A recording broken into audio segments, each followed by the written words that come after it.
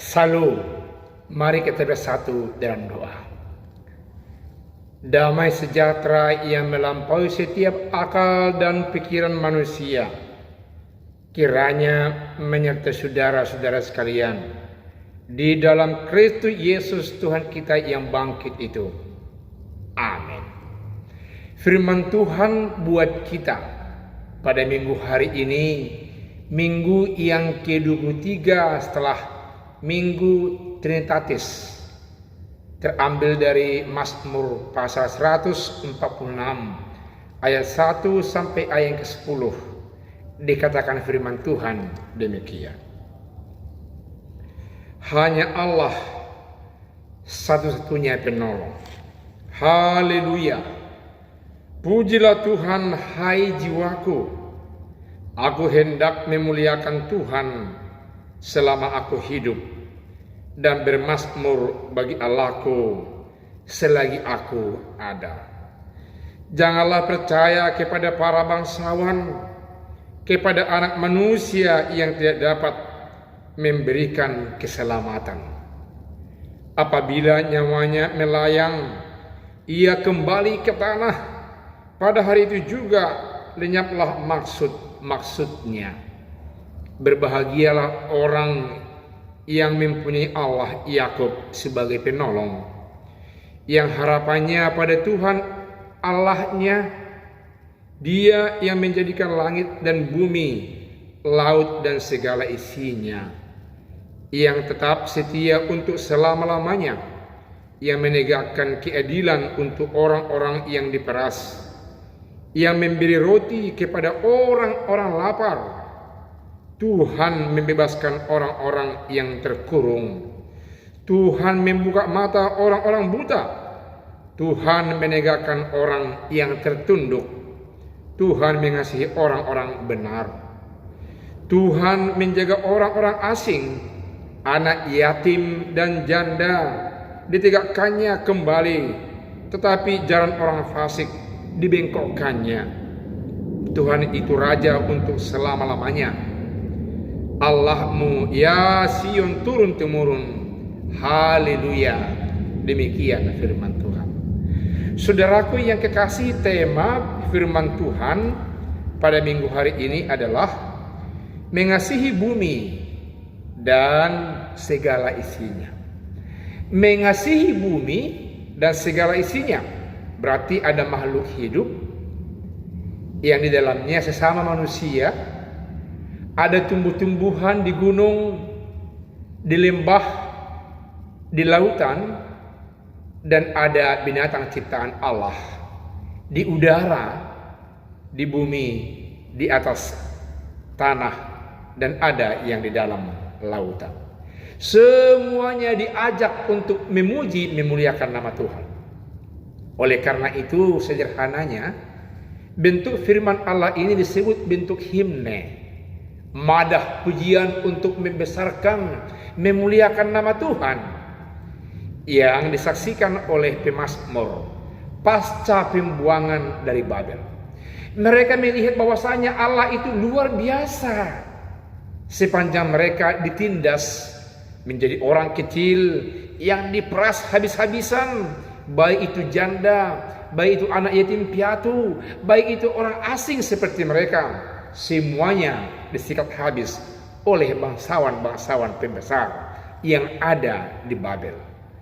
Bangsa Israel, umat Allah, pilihan Tuhan itu sasaran-sasaran kekerasan, sasaran empuk dari bangsa yang menawan mereka menjadi sumber kesejahteraan, karena mereka diperlakukan sebagai manusia yang kelas 2. Namun mereka melihat bahwasanya Allah besar agung, membawa mereka keluar dari pembuangan itu, membimbing mereka, memberkati mereka di setiap langkah kehidupan mereka, yakni orang-orang yang setia, yang percaya kepada Allah Yahweh. Dan merekalah yang menyaksikan madah himne ini. Yang pertama kita lihat dari ayat 1 sampai ayat yang kedua, mereka mengajak untuk memuji, memuliakan nama Tuhan. Ini menyangkut dua hal. Yang pertama, memuji, memuliakan Tuhan tanpa kenal batas waktu.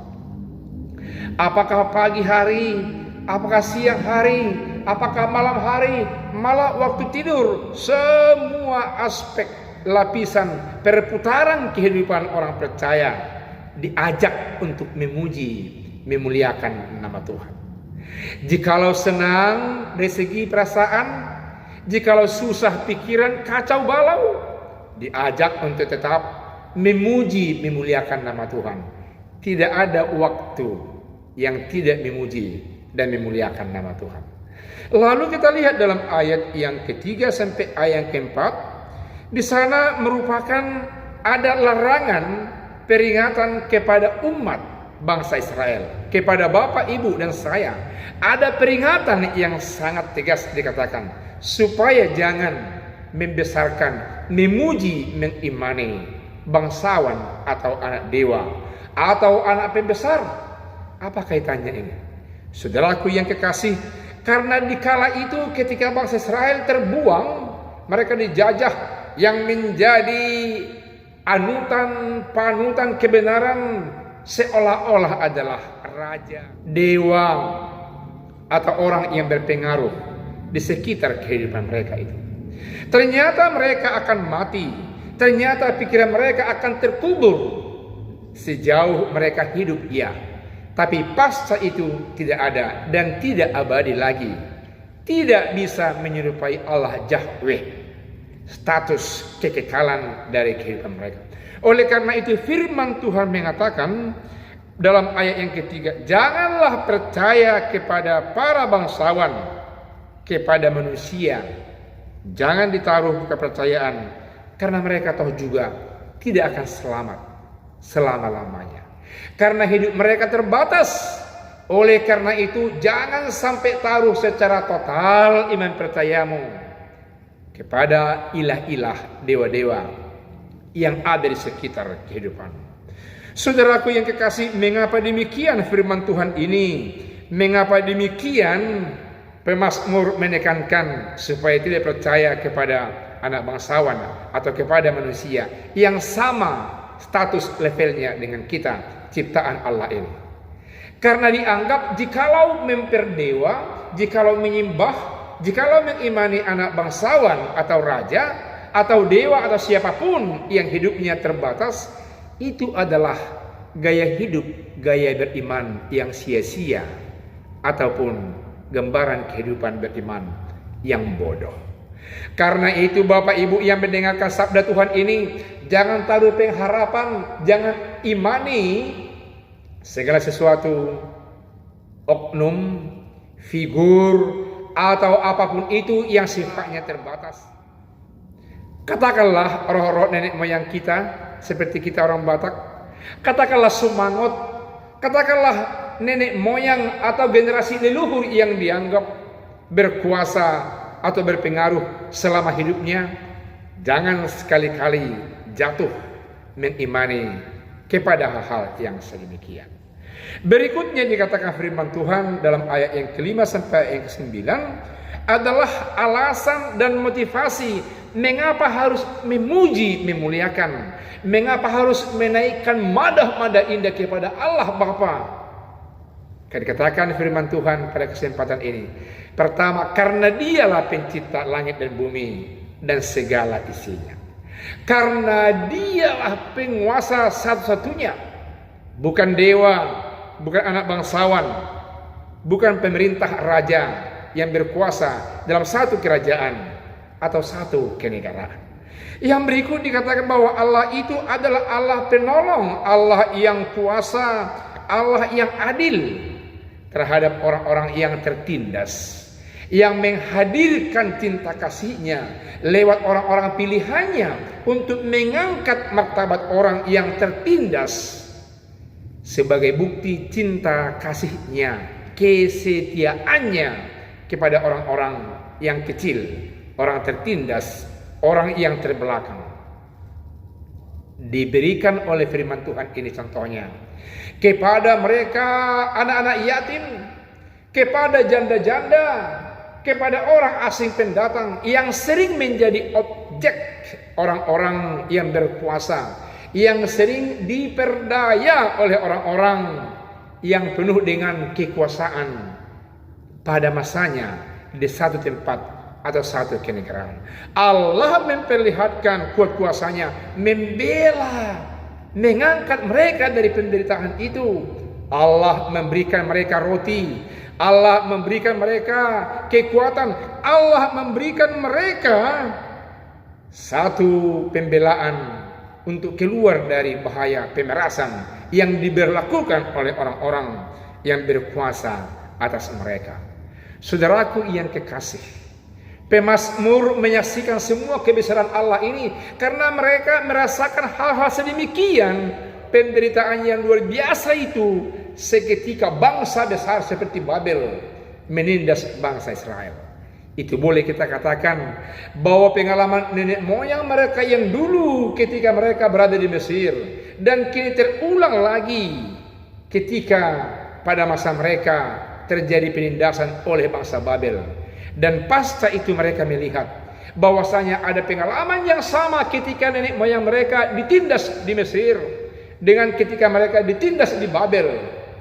Bahwasanya Allah yang berkuasa yang selalu membela, mendampingi mereka, sehingga muncullah madah himne yang luar biasa ini, membesarkan nama Tuhan dan mengakui bahwasanya Allah Bapa di sorga yang terus menerus kekal, yang patut dipuji sepanjang zaman.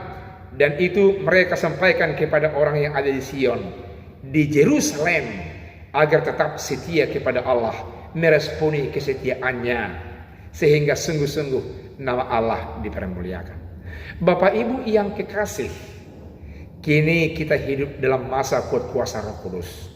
Kuat kuasa dari Allah yang ada dalam nama Yesus.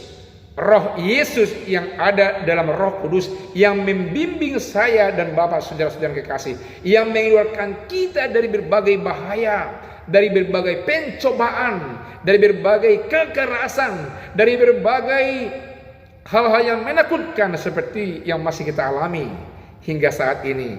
Virus corona yang masih bertebaran di seluruh seantero ini. Namun yang jelas, kita harus tetap memuji, memuliakan nama Tuhan, bahwa Allah adalah kekal, bahwa semuanya itu terbatas adanya. Oleh karena itu, biarlah dari penderitaan juga kita memuliakan nama Tuhan. Biarlah setelah kita lepas dari penderitaan, kita bersuka cita semuanya memuliakan nama Tuhan.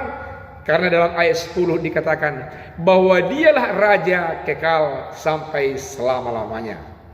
Dalam diri Yesus kekekalan Allah itu ada. Dalam Roh Yesus yang memimpin saudara dan saya, kekekalan itu ada.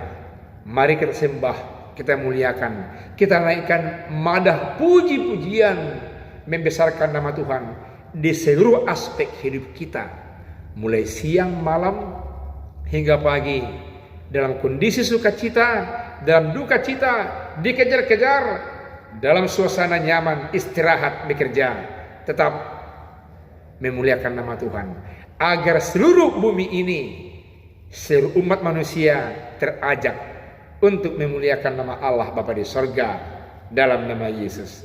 Amin. Kita berdoa. Terima kasih Allah Bapa di sorga atas berkat anugerah-Mu lewat firman-Mu yang berkumandang di tengah-tengah kami. Kami akan setia setiap saat memuji, memuliakan nama-Mu dalam nama Yesus Kristus Tuhan kami. Kami tetap percaya Engkaulah yang menciptakan kehidupan kami sehari-hari hingga kami sejahtera, dan kami akan tetap menyaksikan kebesaran-Mu, cinta kasih-Mu, kesetiaan-Mu, karena Engkaulah Allah yang kekal, tiada duanya di tengah-tengah kehidupan kami ini. Dalam nama Yesus kami telah berdoa. Amin.